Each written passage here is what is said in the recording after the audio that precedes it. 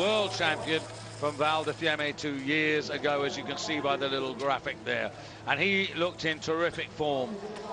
11 is Sebastian Eisenlauer for Germany. And then representing Canada, we have Len Vallias in that pretty well all-white race suit.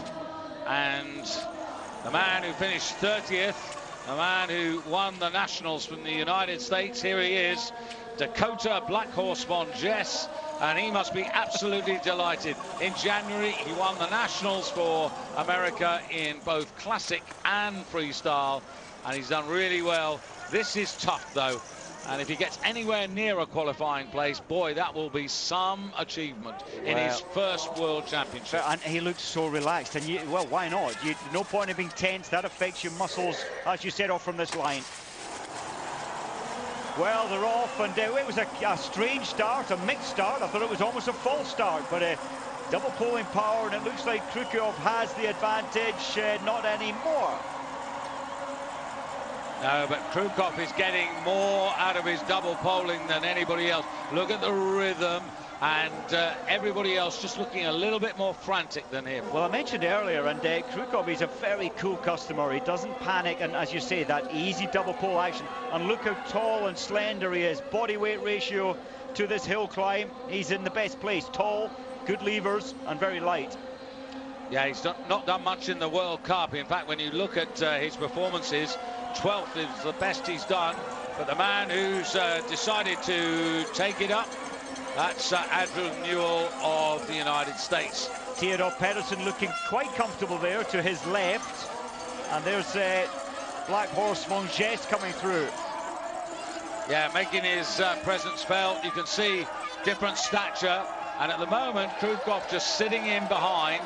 It's a very different race, this, David, to the women's. All of the women's heats, it's von Jess up the front. Yeah, 1:15 to the little rise as a guide to the other quarterfinals that come, just as a rough guide. So Dakota, well, is he having his 15 seconds of fame? I'll tell you what, he's gutsy to do this. He's fearless, absolutely fearless. And I think the person at the top of this next rise has less chance of being the person at the finish line first when it's a tight pack like this. And Krukov now has changed track position. Dakota has found himself out to the right-hand side. 21, that's Len Vallias from Canada. Tall, upright, coming up there. And Krukov is hunting at the moment. A lot of work to do, Krukov, to get through this traffic jam ahead of him. And the same for, well, Pedersen's now picking it up into second place. Swinging round. And you'll get another little guide here as they go to the Wiesmann banner. And they're through that at about 2:13, and now in the back straight. Now, this is what we've been saying. Oh, and there's a bit of pushing and shoving, and Krukov now, he's got to make this count. He's really got to work on the inside, or Len Vallias, and he's got the optimum line. He's waited, and now he's got the advantage. And Krukov, that's exactly where you want to be, on the inside line over this bridge, and to get the inside line again on the descent, and then the right-hander into the stadium. Pedersen and Andrew Newell are in close proximity. The dark suit of Krukov, but have a look at this on the inside there, really powering his way towards the finish here, and spread right across the course. Krukov trying to get back. But on the near side, what a race from Pedersen. Oh, that looked good. And it's a long, long run out with only arm power there. And Pedersen looked very convincing there. So Theodor Pedersen takes that from Nikita Krukov. Those are the first two through by right. Very impressive. So this just shows you a little bit of that previous quarterfinal. Here's the foursome, and it's Pedersen who gets the ideal line, tight on the right-hand side. And I think this is something to really note of. Is there a faster lane on this course? Well, certainly the inside, the left, as we look, it's the quickest line, or the quickest journey to the finish line, but you are carrying momentum. I think a lot of coaches will be saying, get that line, which Pedersen got, because it certainly appeared to give an advantage. Well, here's the lineup for the second quarter-final, and what a good job from an outsider, Uli Schneider for Switzerland. This man who competed just last weekend, we haven't seen him yet, but this is Dominic Baldauf first of all. 7, Hakola for Finland. And they've also got Matthias Strandvall in here.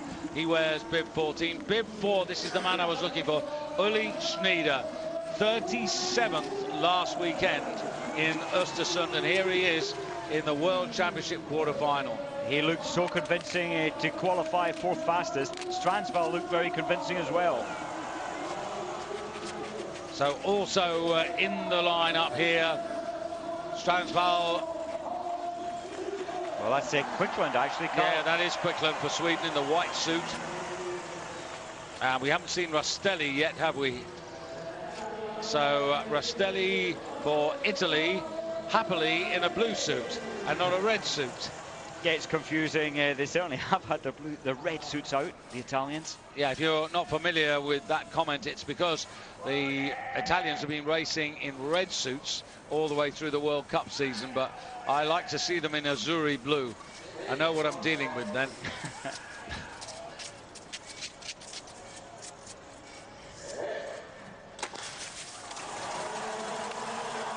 So again, it's the frantic break from the line. You have to pick your momentum as fast as possible. Then the arm power, we see it every time. And carrying this momentum as far into the base of this extreme climb as you possibly can.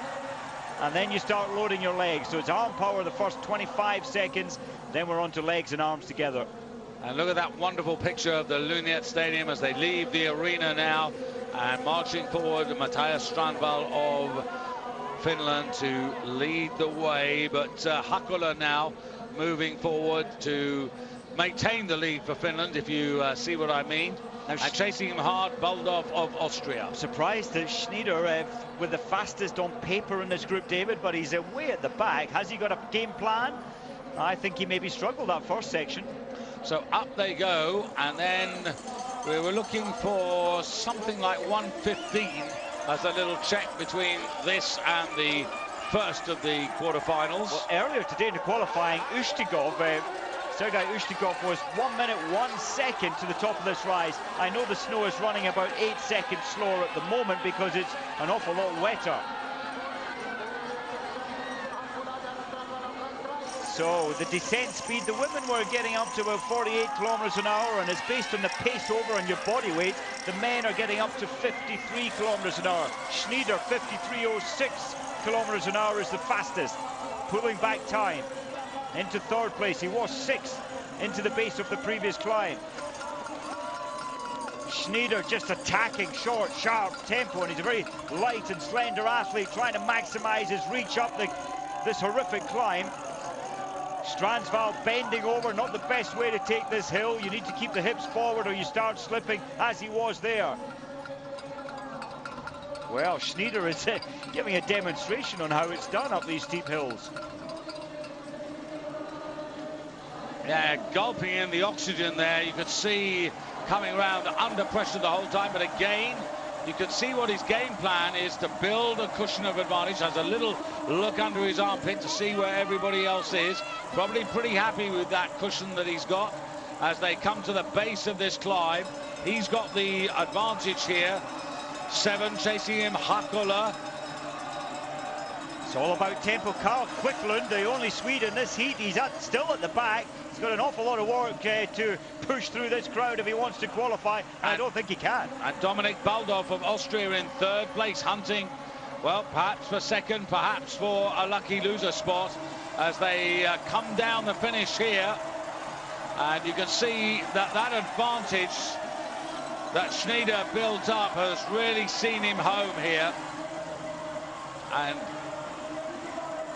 time of the first was 3:07.08, and this 3:05.7. That was another very impressive performance from Schneider.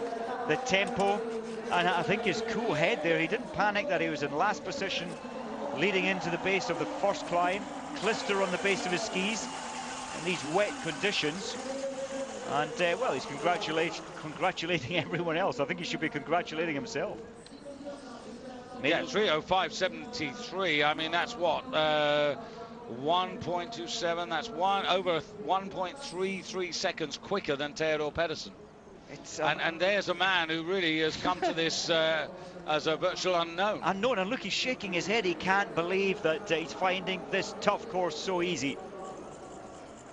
So well done to Hakula.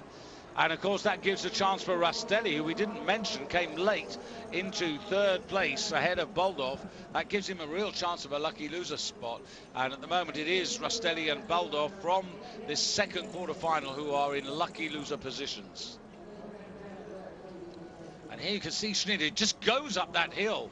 Really makes a move there, and he makes the move just before the turn, and then he's away. Brilliant limb speed. He was struggling, then he seemed to press this button that he just went into this incredible running type technique, and it worked. Rastelli, you can see how close he got to second place by right. And Carl Quicklund from Sweden, never really in that heat at all. Well, Alex Harvey, fastest of these 6 in qualification, representing Canada, hails from Quebec, son, of course, of the famous Pierre Harvey, who back in the mid-80s won a 30-kilometer classic race. And it was in the year that he won that and Holmenkollen that Alex was born. So, wearing bib number 6, this is Kalle Halvarsson. I think we'll see him in the Swedish relay squad. Remember, they won gold 2 years ago in the men's relay. 5, Alex Harvey for Canada. I really love the way Alex Harvey, for me, has got one of the best finish strategies. Second in Östersund just last weekend, Alex, so right in form. But Federico Pellegrino, if this man is on the premises, because Pellegrino is second in the sprint rankings to the absent Finn Krogh of Norway, who incredibly has been omitted from the Norwegian team, quite simply because the criteria for qualification closed before last weekend's races. Petukov, in his usual sort of growling visage. He's an unbelievably compact, just like one big muscle ready to charge out of this start gate. Third best sprinter of the season, though.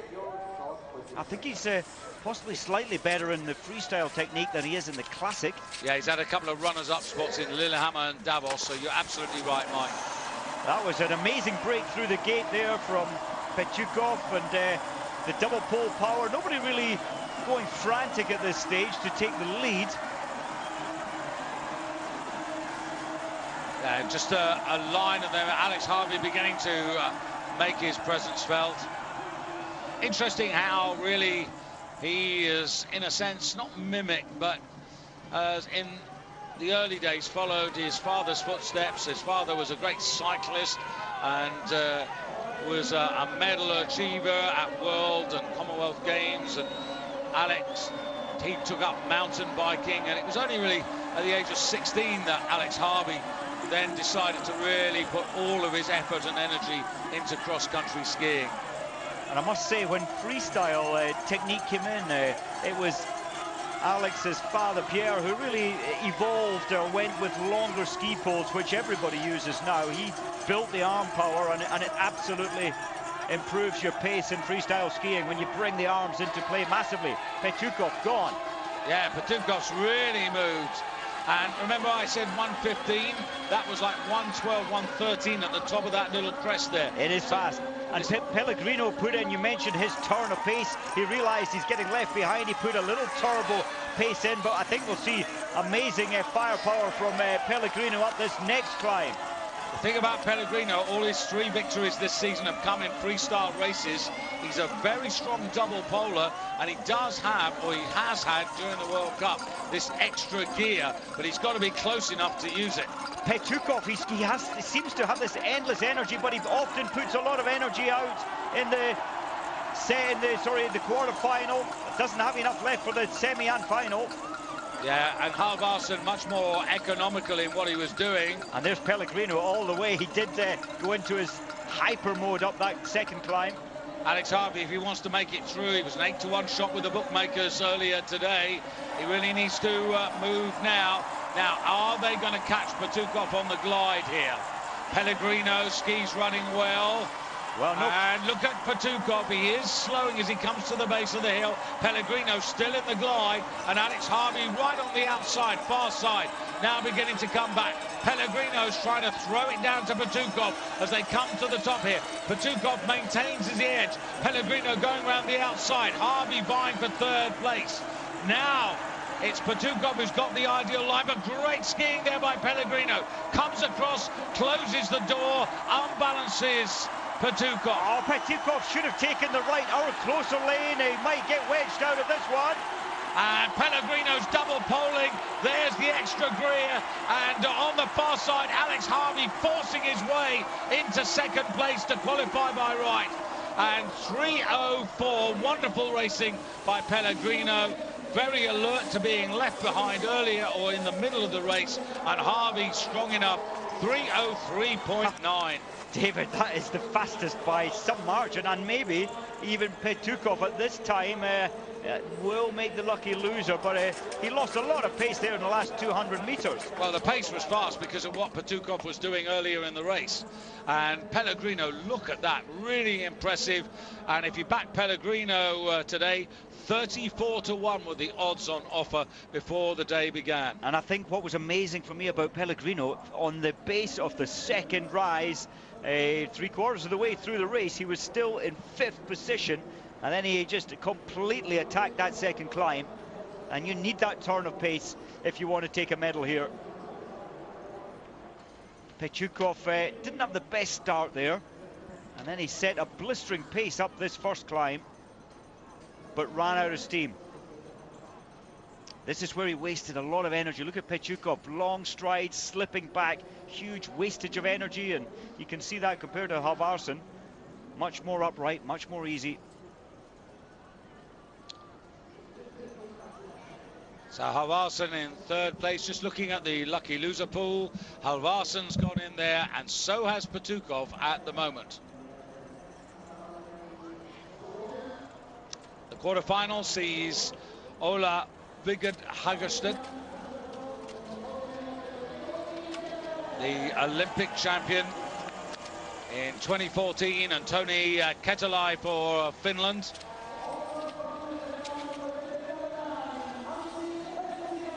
Finns who've got good representation in these quarterfinals. Wearing two, the Olympic champion, 9th place a couple of years ago in the last World Championships. Peter Kummel from Estonia, an outsider, but not totally without a chance here. And Tim Schanke, the only German to make it through to the quarterfinals. Well, Eisenlauer, David. Oh, sorry, I beg your pardon. Yeah. And Ustigov down in 29th place out of the 30 qualifiers.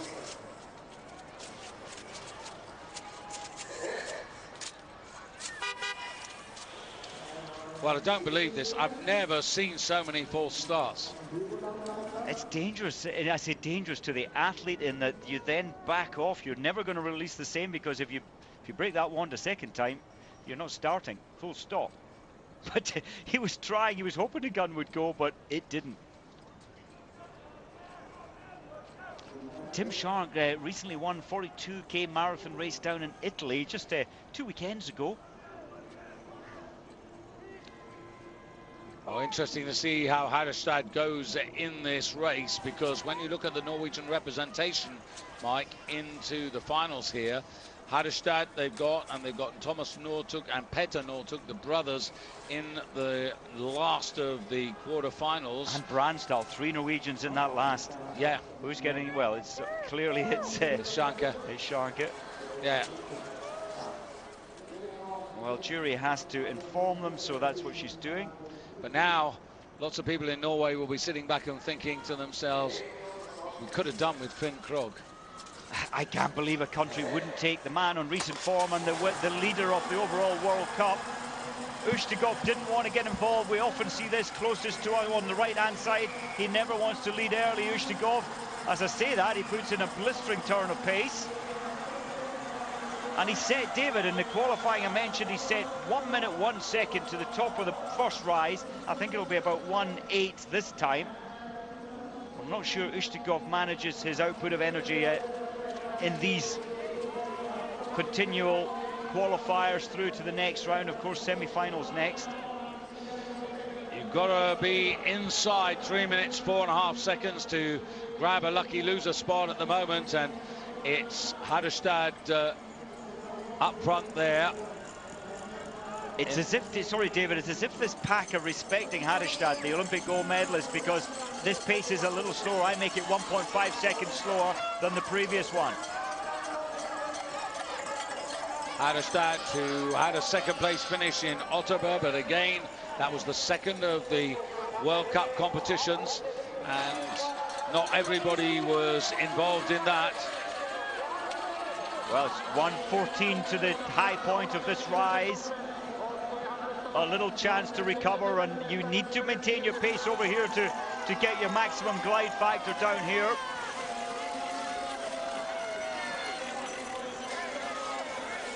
Fastest glide is Peter Kummel at 53.33. That's the fastest descent we've seen all day so far.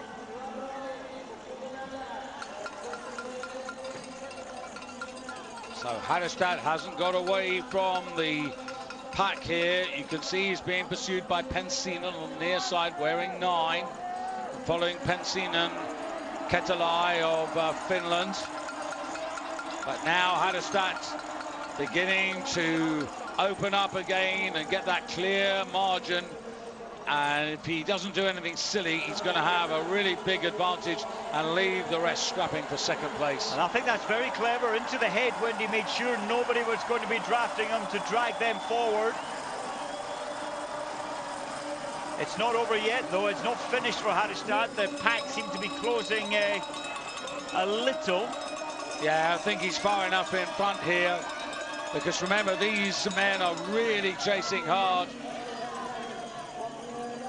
So he goes round 12, just cutting into second place there. Tony Ketalai getting ahead there of Ushtigov, was it? Ushtigov it was indeed. Hasn't had a lot of luck in this heat, Ushtigov. He's been at second place and then dropping back to third. So the fastest time so far in the third heat, 3:03.91, and Hadderstad, wise old head, just easing off, saving the energy. And look at that, he slides across in 3:03. 3:05 for Ketalai, but 3:03.9. That was really easy for Hadderstad. He made that look quite simple for he's one of the biggest and heaviest athletes here. He made those climbs look very simple. Great technique, and again, he's got that Olympic focus. Now, quarter-final-wise, Ketalai was 3:05, so if he's going to push anybody out, Ketalai 1:35, so what's that? 3:04.94. I don't think he quite makes it, actually. I think Petukov still and hangs on. And Halvorsen, sorry, Halvorsen and Petukov at the moment, lucky losers.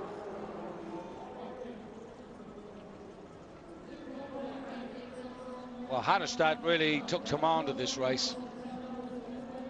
He did. It wasn't easy. He is slipping a little there, and I wonder if the technicians will look to make that extend that wax space a little more. I know he'll lose his glide factor marginally, but at least he'll get grip up that rise, and he'll need it more and more as he progresses through to the finals. So the last of the quarterfinals, the two brothers Northug, but just as important, 3 Norwegians fighting for 2 places by right. And you just sense, David, this has to be the fastest heat for them, for all 3 Norwegians to get through. Well, I can't remember seeing Thomas against Peter. It's rare. And you got Bransdal, whose characteristic is to wait and come late. There's Thomas Northug, the winner in Ottawa, proving in the time trial that his performance was no fluke. For the 3 that he wears on his chest, says that he was the 3rd fastest and the fastest in this final quarter-final. Hediger for Switzerland in the all black for his country. 18, Petter Northug.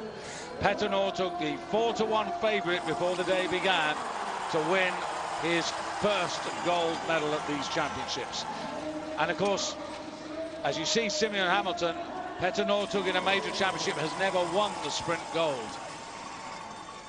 And 28 to complete the lineup there, Simeon Hamilton for the USA. You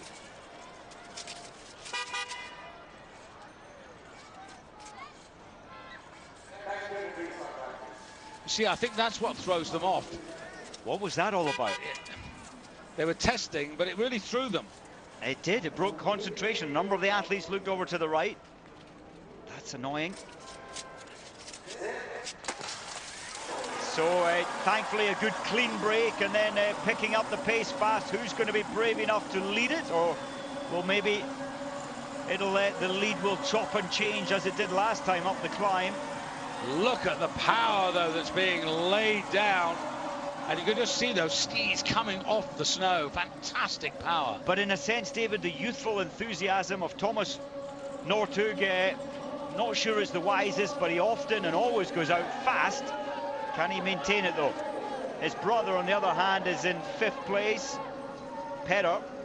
13 is Eric Bransdal, who's on the shoulder of Thomas Northug. And clearly there seems to be a feeling, Mike, that you really don't want to be too far back on this course. In 3rd place there, Jovian Hediger in the all black.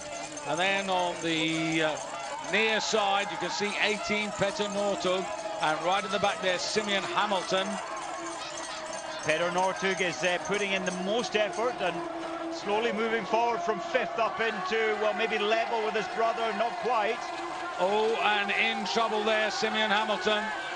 Not quite sure whether he caused it or it was caused by him. And right at the back there, that's Chabotko of Kazakhstan. And Thomas Northug getting away. Bransdal and Petter Northug, the 1, 2, 3, the Norwegians. Who's going to have to rely on the lucky loser pool? Remember, to get into the lucky loser pool, you need to break 3:04 to be absolutely sure. So they've really got to keep the pace on. They cannot relax in this race. The 3 Norwegians are well aware, I'm sure, Mike, that one of them could be really unlucky. Yes, and I think that's why, well, Thomas is still setting the pace. It is a fast pace. For me, it's the fastest heat we've had, and maybe that will bring all 3 Norwegians through if Heidegger can't move forward, but a lot can happen even at this stage. Well, here's the interest. Has Petter Northug got the dynamite finish that has been his trade card for so many years? Because Thomas has got a useful break. Baby brother is looking very, very good. Stood up very early compared to the 2 behind him, losing some 5 meters. Petter Northug, good glide ahead of Bransdal. Whoa. And now suddenly look at the gears that Petter Northug finds to catch younger brother. But younger brother's got 5 meters. Bransdal's in 3rd place. Thomas Northug can choose his line. You just feel, I felt Bransdal throughout this is just relaxed. He knows that he needs to save something for the next time and the next time, but he needs to make sure he gets through this time. Yeah, but they're coming through 2:48. Remember, they need to be inside 3:04 to get a lucky loser spot. And it's Thomas Northug who's done all the work. Petter Northug coming up. Look at the brothers together ahead of Eric Bransdal in 3rd place, 3:01. So all 3 Norwegians go through. And Simeon Hamilton, 3:03. He's going through. He's going through. And the 2 lucky losers come from quarter-final number 5, the fastest of all. They knew it had to be quick, and they owe a lot to Thomas Northug. Brave, youthful enthusiasm, and so much self-belief this man showed.